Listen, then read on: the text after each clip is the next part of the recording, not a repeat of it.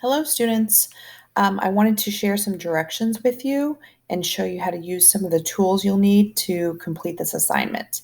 So the first thing that I put in here in bold purple, please share this copy of this document with your group members.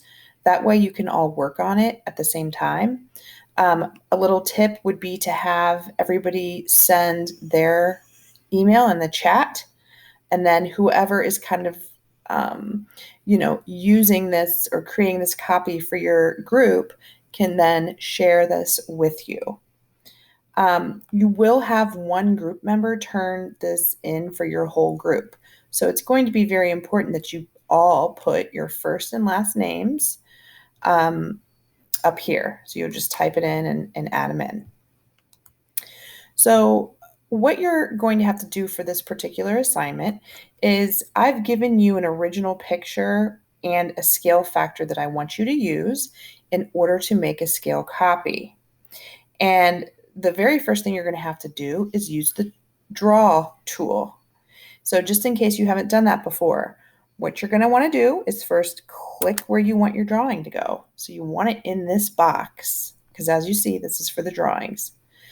So now that my cursor's in there, I'm going to go to Insert, Drawing, and this is a new one. You don't already have this created.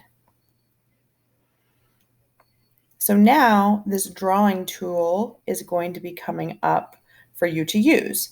There are some shapes that you could look at to see if they fit with what we have. That first one actually isn't on here. So what you can do, I suggest using the line, and you could do this for all of them actually.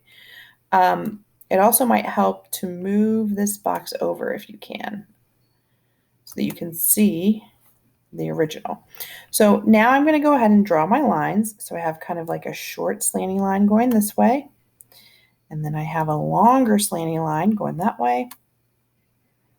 Now I'll connect the rest of them.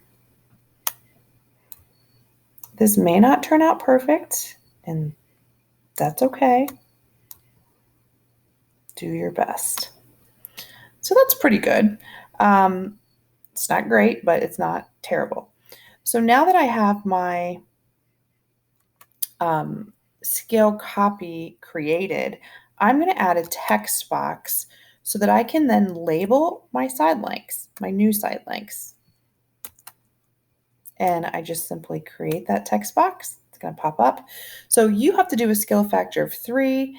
I'm not going to put the answer in for you. So let's just say I'm going to make that a 4. So you're basically just going to do this for every length, and you're going to type in your new side length. This is not the right answer, so don't copy what I'm doing. You'll get it wrong.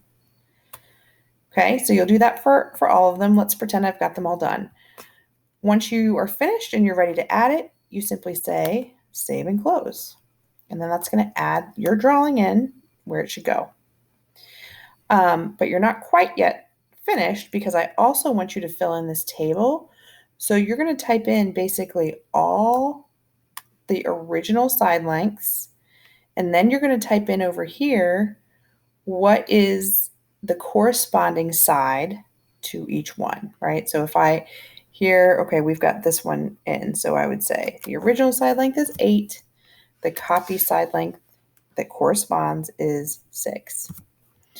A little tip here, you may want to do this part first because you can use a table. If you know what the scale factor is, it might be nice to just say, oh, it's a scale factor of 3. So if this is 8, then this should be, remember, not 6.